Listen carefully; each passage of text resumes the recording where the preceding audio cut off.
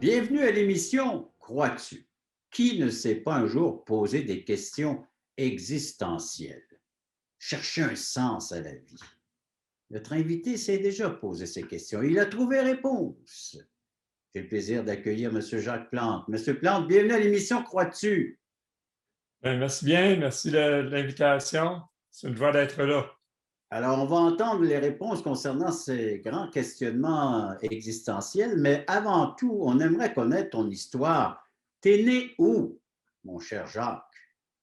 Oui, certainement. Moi, je suis né à Sherbrooke, donc en 1966. Je vais tout de suite vous éviter les calculs. J'ai 54 ans présentement. OK. Je suis né dans une famille de 4 enfants. Donc, j'ai un frère aîné, deux sœurs plus jeunes. Donc, on a toujours été dans la région de Sherbrooke. Donc, on a été à Deauville, à Saint-Élie. On a été dans la région de Bury aussi pendant quelques années. Je peux dire que j'ai eu une enfance heureuse. On était une famille unie, faisait beaucoup d'activités, beaucoup de sorties ensemble. Euh, et pas juste notre famille, même avec les oncles, les tantes, les cousins, cousines, les grands-parents, on se La famille ramassait. élargie. Exactement. On allait, exemple, au Parc Offord faire des pique-niques. On se pouvait être une vingtaine, 20, 25 personnes. On se trouvait un coin, on s'installait un samedi improvisé comme ça, des voyages. Donc, je peux dire que mon enfance a été vraiment heureuse. C'est des moments qui sont chers à mon cœur encore aujourd'hui. En 77, donc à ce moment-là, j'avais à peu près 11 ans. Il s'est passé quelque chose dans la vie. Ma mère, bon, avait vécu des choses difficiles et elle s'est convertie en 1977. C'est sa sœur, donc ma tante Thérèse, qui s'est convertie et qui lui a présenté l'Évangile.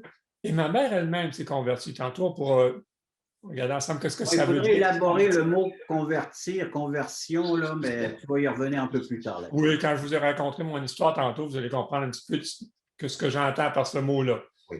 Euh, Donc, elle s'est convertie et mon père était résistant. Évidemment, bon, il y avait des arguments. Il avait peur qu'elle se fasse embarquer dans quelque chose, qu'elle se fasse laver le cerveau. Et le jeune homme de 11 ans écoutait ces choses-là. Et bon, j'acquiesçais, c'était mon père, j'avais beaucoup de respect pour lui. Donc, ma mère n'a pas commencé à fréquenter une église évangélique à ce moment-là, mais elle nous a présenté l'Évangile. Et à moi, à mes deux sœurs et à mon frère. Et elle a utilisé, probablement que la plupart ont déjà vu ça, les petits Nouveaux Testaments Gédéon, qu'on a eu souvent à l'école primaire. Et elle a utilisé ce petit Nouveau Testament-là. Et à la fin, il y avait la présentation justement de l'Évangile. Et tout ce que je me rappelle, je me souviens de ce que j'avais compris ce jour-là. Et il y a un petit engagement à la fin, ça dit, je reconnais devant Dieu que je suis pécheur.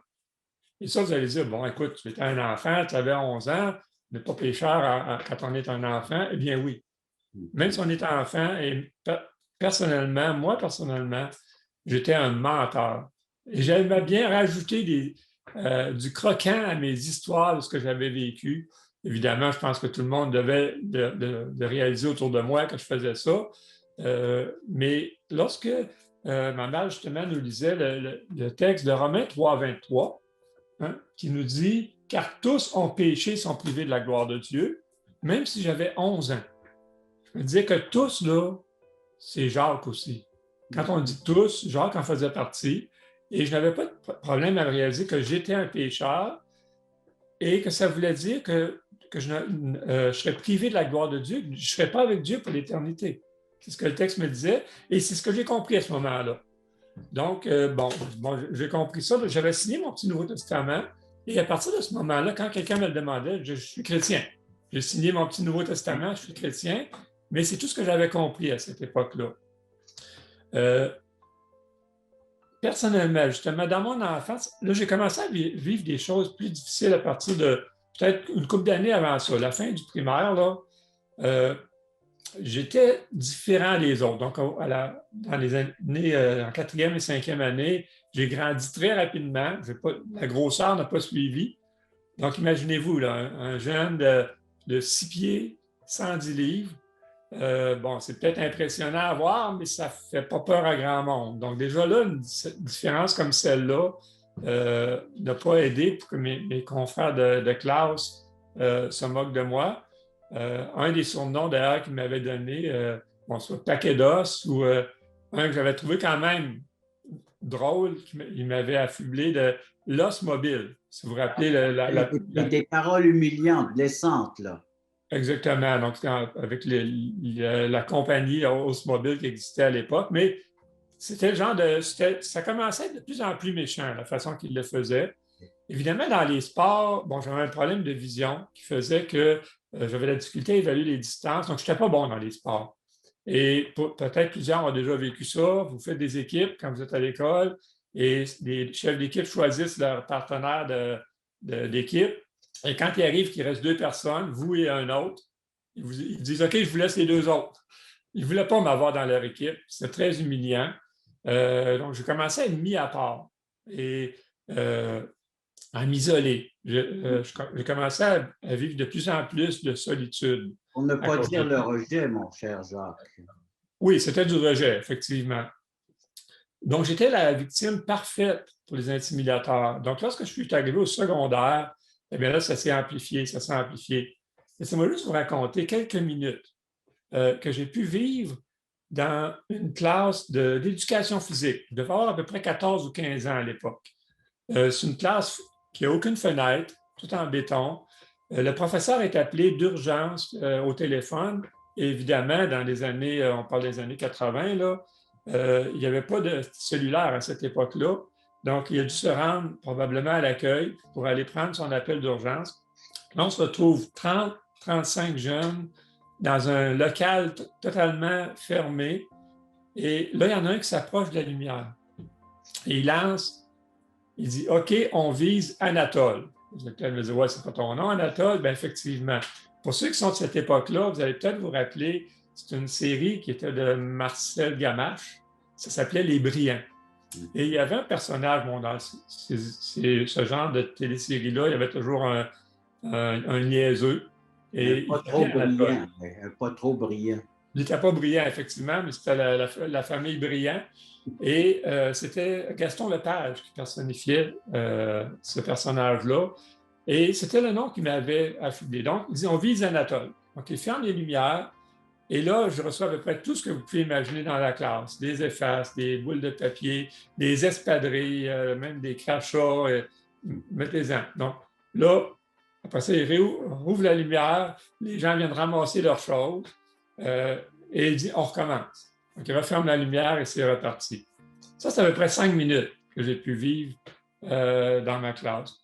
En plus de ça, euh, j'ai reçu des menaces gratuites, des jeunes intimidateurs qui, je ne sais pas pour quelle raison, mais ont lancé le genre de commentaires. Ils m'ont dit que je ne te rencontre jamais sur la rue parce que je vais te donner une volée.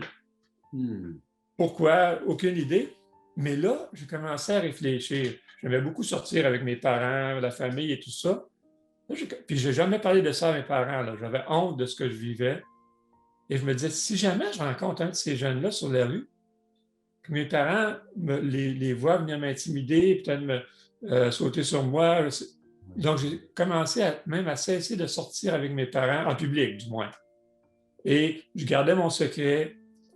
Donc, même pour ma famille, je m'isolais. S'ils allaient faire des achats, bon, je disais non, je vais rester à la maison, même si j'aimais ça aller avec eux, pour ne pas que mon secret soit trahi. Et là, j'ai commencé à avoir des idées noires. Je me disais, est-ce que c'est ça la vie? Je dors, je me lève le matin, je mange mes céréales, je bois mon lait, je m'en vais à l'école, je vis tout ça toute la journée. J'arrive à la maison le soir, encore, je m'isole. Je dis non, ça n'a pas de bon sens. La vie doit avoir plus de sens que ça. Et là, j'ai commencé même à avoir des idées suicidaires. Je me disais, si c'est juste ça la vie, ça vaut juste pas la peine d'être vécu. Donc ça, c'est mon enfance jusqu'à l'adolescence. Jacques, une enfance très difficile. Ouais. On va prendre un temps de réflexion sur la méchanceté qu'il pouvait y avoir chez ces jeunes-là, ces enfants, chez l'être humain.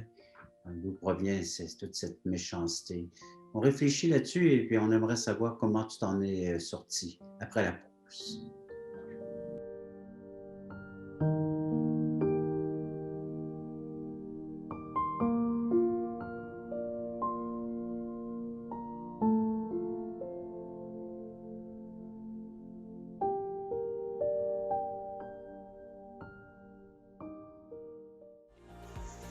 Le ministère Croix-tu est très heureux et enthousiaste de vous inviter sur Zoom en direct tous les samedis 9h30 Canada, 15h30 Europe.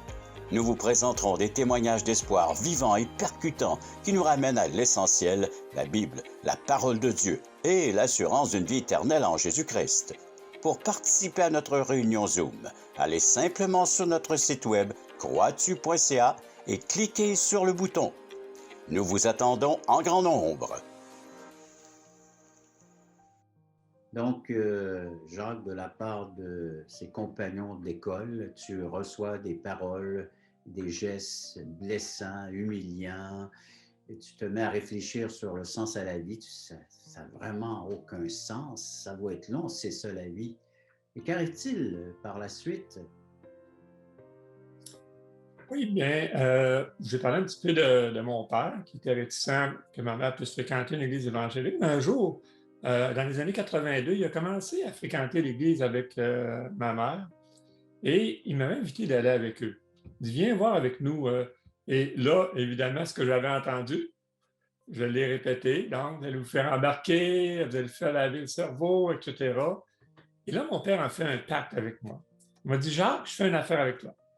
Viens voir une seule fois c'est quoi l'Église évangélique, puis si tu n'aimes pas ça, je t'en parle plus.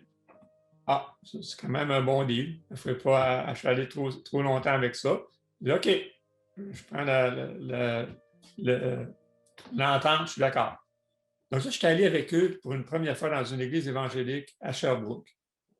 Et je me rappellerai tout le temps, la première fois que je suis entré dans ce bâtiment-là, je traverse la porte et première chose que je vois, il y a un jeune de mon âge qui était à l'autre bout de la salle, qui se dirige droit vers moi. Puis c'était le style de personne qui m'intimidait à l'école. Carré, moyennement grand, là, pas petit, pas grand, mais costaud, il semblait quasiment les bras chaque côté de lui. Et là, comme je l'ai dit tout à l'heure, ma vision n'était pas très bonne. Et là, ce qui me venait à l'idée, ça doit être quelqu'un de l'école. Ça doit être un de mes intimidateurs. Il m'a reconnu. Ça y est, il vient me voir. Mon secret va être dévoilé. J'avais juste envie de ressortir aussi vite. Mais non, il s'approche de moi, il me tend la main, il dit bonjour, je m'appelle Michel, comment tu t'appelles? Là, les deux bras m'ont tombé. Je dis, un petit peu là. Il y a quelque chose ici que je n'ai jamais connu en dehors de cet endroit-là.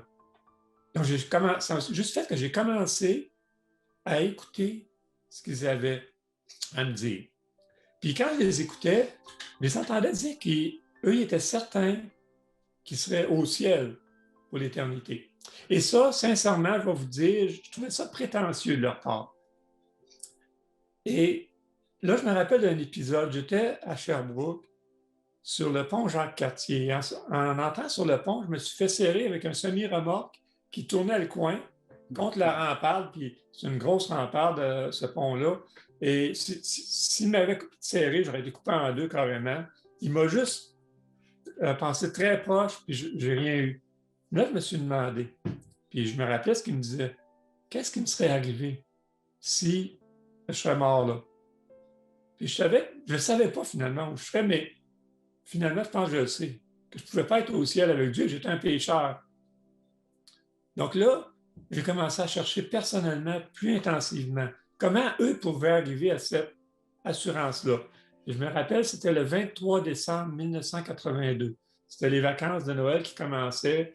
Et le soir, j'étais dans ma chambre, j'ai ressorti mon petit Nouveau Testament et j'ai recommencé à lire la fin, ce que j'avais signé. Ouais, là, tu avais endossé que tu étais un pécheur à l'âge d'11 ans.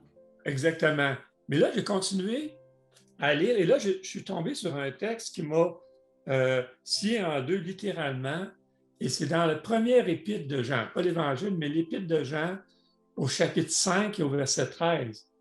Jean nous dit, je vous ai écrit ces choses afin que vous sachiez que vous avez la vie éternelle, vous qui croyez au nom du Fils de Dieu. L'apôtre Jean a écrit cette épître-là pour qu'on le sache. Donc, c'est vrai qu'on pouvait le savoir. Donc, les gens de l'Église, ils avaient raison. Donc là, j'ai recommencé à regarder tout le message de l'Évangile. Et là, j'ai compris. C'est comme si mes yeux s'ouvraient tout d'un coup. Je comprenais que Jésus avait tout payé pour moi, que j'avais juste à accepter ce cadeau-là pour avoir la vie éternelle. Tout ce que j'avais à faire, c'était de me repentir et de croire dans ce sacrifice-là. J'ai donc reconnu que j'étais pécheur, je l'avais fait en 1977 déjà. Je me suis repenti de mes péchés, j'ai placé ma confiance en Jésus seulement pour me sauver en 1982. Et j'ai alors compris le sens de Romains 6, 23. Il dit, car le salaire du péché, c'est la mort, mais le don gratuit de Dieu, c'est la vie éternelle en Jésus. Le don gratuit.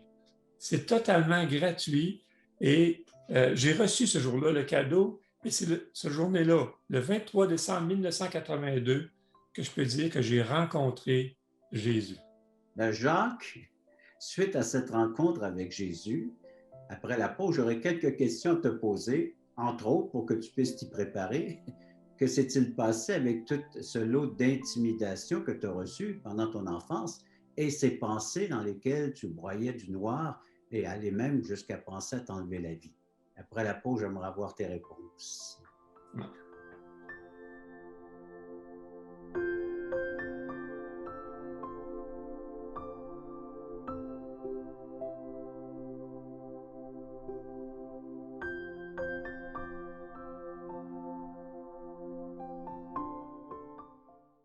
Le ministère Crois-tu est heureux de t'inviter à une étude biblique en ligne.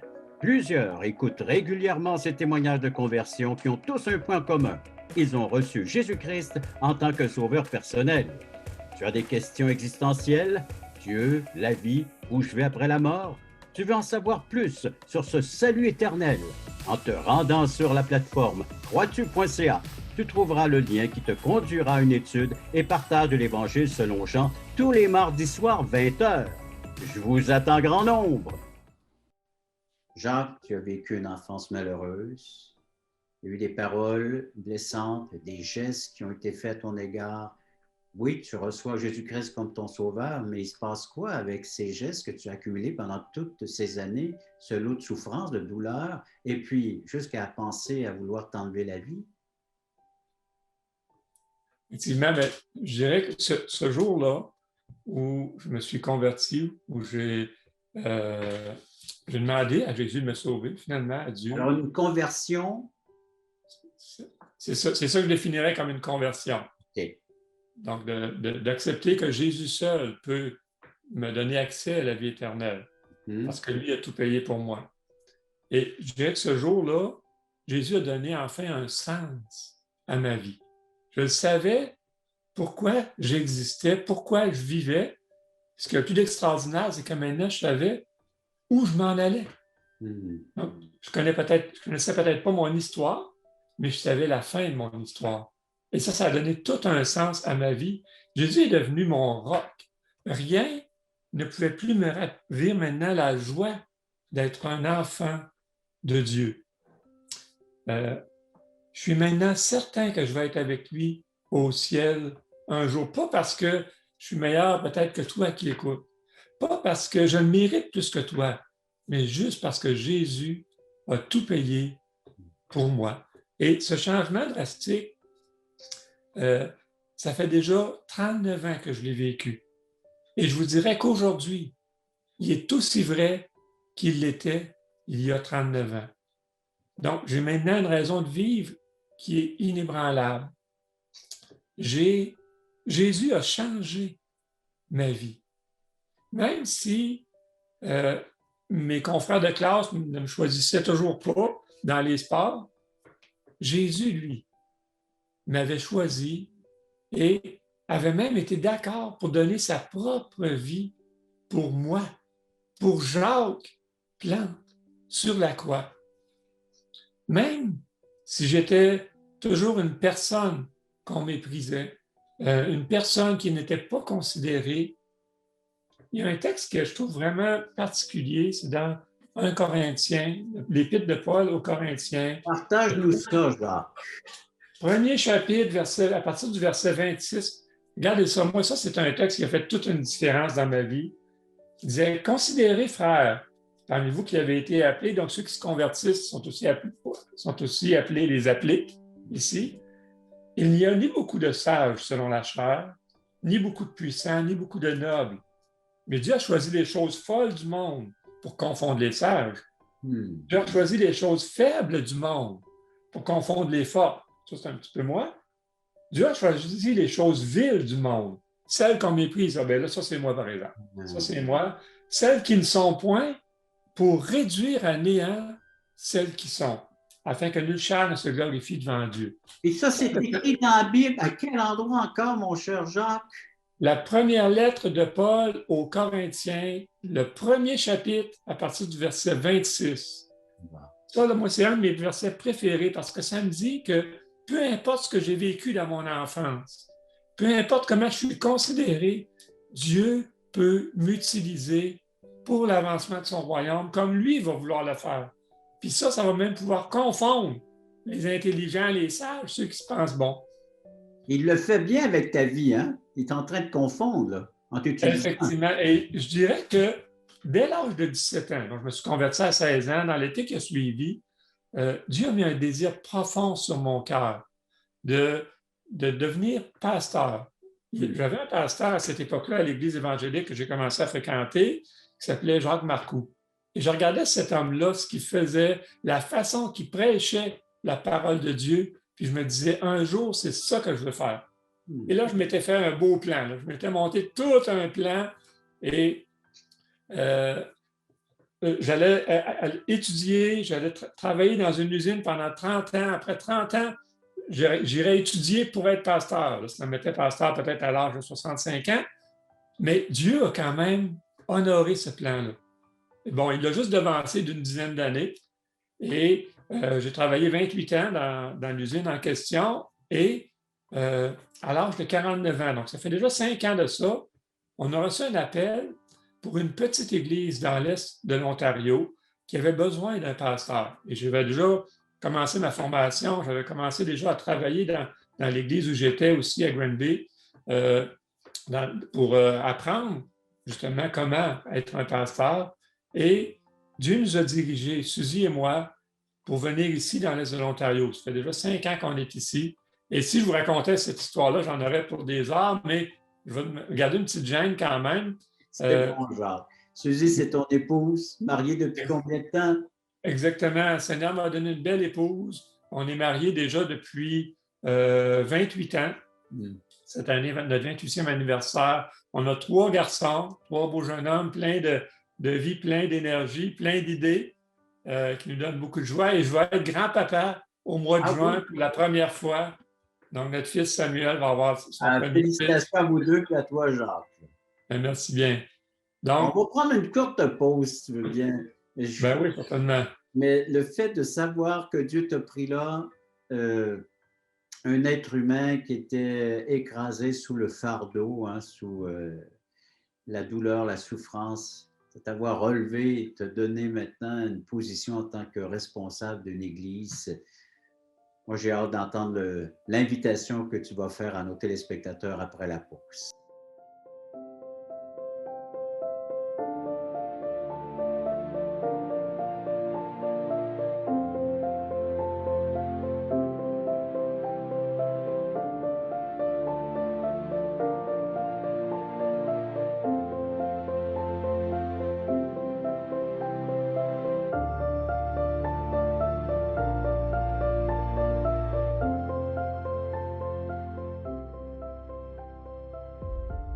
Jacques, si j'ai bien compris ton témoignage, il y a un grand Dieu qui est prêt à opérer des guérisons dans le cœur de l'être humain. Oui, un grand Dieu qui n'arrête pas de nous surprendre, oui. D'ailleurs. J'aimerais ça peut-être, je te connais peut-être pas, toi qui écoutes aujourd'hui, j'aimerais ça te donner un conseil, sans prétention, là, mais c'est peut-être le meilleur conseil que je pourrais jamais te donner, puis peut-être même le meilleur conseil que tu n'auras jamais entendu de ta vie. Je peux t'en parler par expérience pour moi-même, l'avoir vécu. Malheureusement, ce ne sera pas le remède de la COVID. Ça, on va laisser ça à d'autres spécialistes que nous. Il y en a beaucoup qui travaillent là-dessus. Oui. C'est ça, on va les laisser faire leur travail. Mais personnellement, moi, je suis pour rien, c'est Christ qui a tout fait.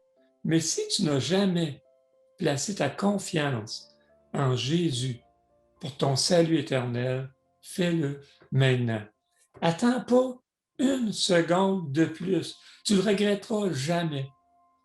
Accepte de rencontrer Jésus aujourd'hui. Tu ne voudras plus jamais lâcher sa main tellement tu vas être bien, tellement tu vas être léger, sans le fardeau de ton éternité sur tes épaules, sans le fardeau de tes péchés sur toi. Adopte comme moi ce roc solide, faisant ta raison de vivre. Ta vie ne manquera jamais de piquant. Je peux te l'affirmer, c'est exactement ce que j'ai expérimenté personnellement. La paix de savoir où tu vas être pour l'éternité, ça va peut-être sembler prétentieux pour les gens autour de toi, pour tes proches. Mais cette joie-là, cette paix-là, repose sur la grâce de Dieu, pas sur tes mérites à toi. Puis cette paix-là est incomparable. N'hésite pas aussi à partager cette bonne nouvelle autour de toi. Les gens ont besoin de l'entendre. Les gens ont besoin de ce remède infaillible. Merci, Et oui. si je peux me permettre, peut-être joins-toi à une église où les gens croient la même chose que toi. Ceux qui veulent connaître où sont les églises évangéliques ou qui veulent faire un pas de plus, donc à nous communiquer sur la plateforme croistu.ca. Jacques, merci de nous avoir donné, selon ta propre vie, le sens que tu as trouvé dans l'Évangile et les réponses aux grandes questions existentielles de pourquoi nous sommes sur cette terre et pourquoi ça va si mal et pourquoi qu'on peut chercher Dieu et le trouver aussi avec l'Évangile. Alors, c'est un rendez-vous à venir nous joindre sur la plateforme croitu.ca, faire des commentaires, et études bibliques également. Alors, allez sur le site, vous trouverez tous les détails. Jacques, je te remercie de ta participation à l'émission et je remercie les spectateurs d'avoir été encore une fois à l'écoute de l'émission Crois-tu.